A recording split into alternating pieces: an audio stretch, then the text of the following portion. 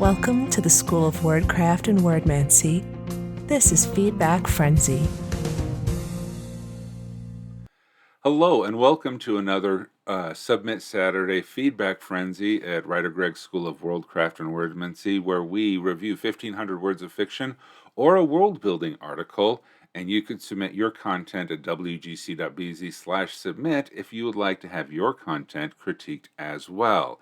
And today's article that we have is from E_Armstrong and from the wonderfully hilarious and well-received and the Gummy Golems from Culinary Punk. This world is sheer madness, and I love it. It has just been so much fun. So let's take a zoom out and just take a look a bit at the article. Again, love the colors, love the food background here, the very subtle background that as you look at it, you can enjoy it, but it doesn't distract if you don't want it to. Okay, it looks like it's pretty straightforward.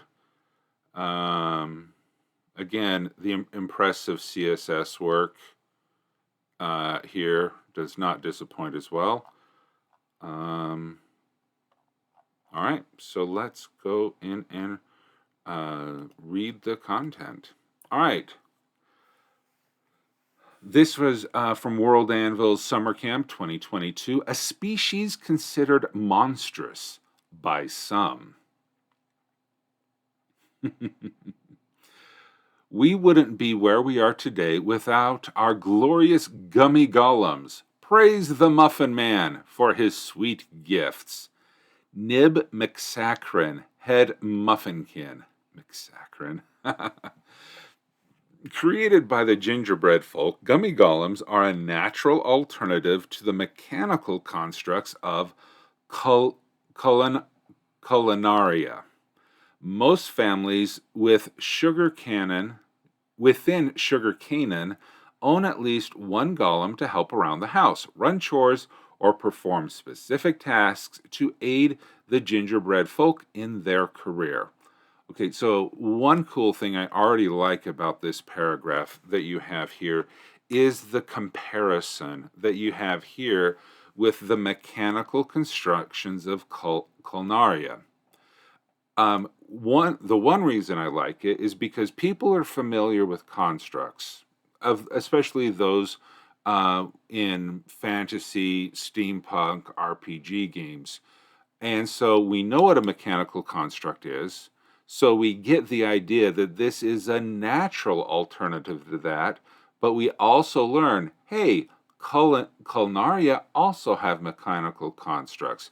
So this one sentence is triple overloaded with good world building in a really tight, succinct sentence, where we learn so much about the golems in one single sentence, but we also learn a little bit more about culinaria. So if a person is interested in more in culinaria, they could.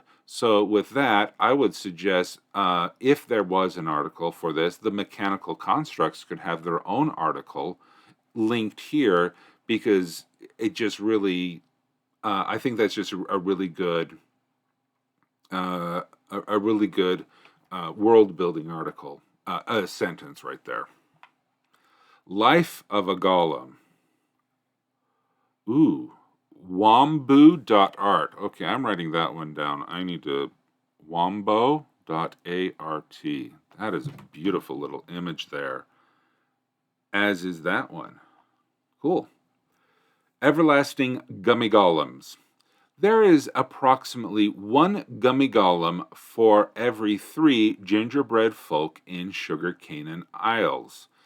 It's rare for a family to go without a golem, as they cost no money to create, and only the time and skill of the Gummy Mancer determine the efficacy of the golem. I think we're missing a space here between the period and the E. Even the least skilled Gummy Mancers are able to craft simple golems for menial tasks. Wombo is so good. Got to do a couple tries, but they have great stuff. Okay. Golems are not known to die. Once they are given life, they can only be melted and reformed into new forms. The gingerbread folk continue to perform tests and experiments with Gummy to test its resilience against forms of damage and magic. Okay, so this is, I don't know if this is disturbing or an issue. They don't die, but they can be melted and reformed into new forms. So, are they sentient? Are they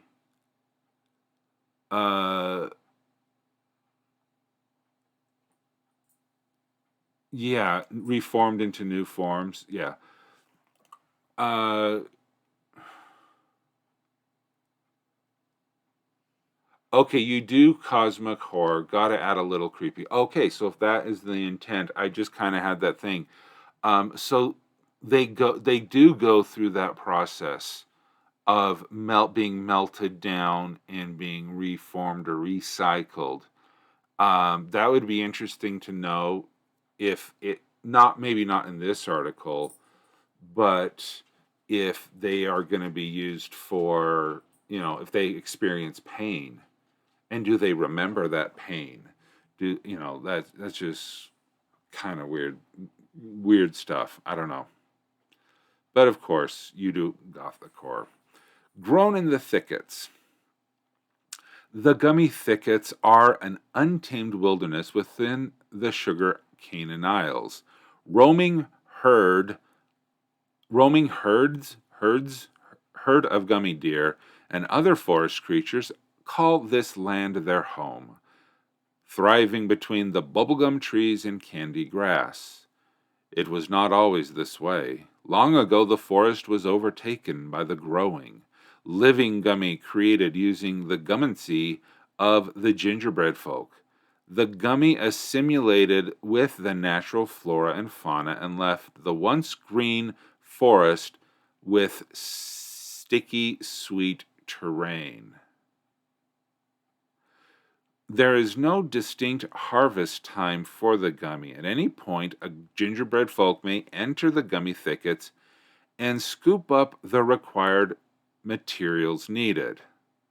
Yeah, I don't think you need the word needed here, because the fact that you're saying required and needed at the same time, I think is a little redundant. So you could just scoop up the required materials.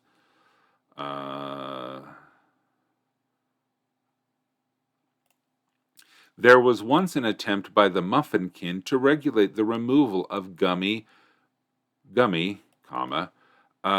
due to public backlash, it was reverted to an open source of gummy.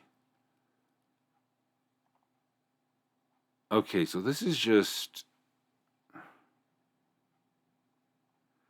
yeah, yeah, okay, so the ethical implications of harvesting gummy creatures and converting them into gummy golems is certainly understated here. And I could totally understand if people were objecting to that, but it seems like it's just a freaky part of this society of gingerbread folks that they will go out, take wild gummy animals, and melt them down for their own purposes.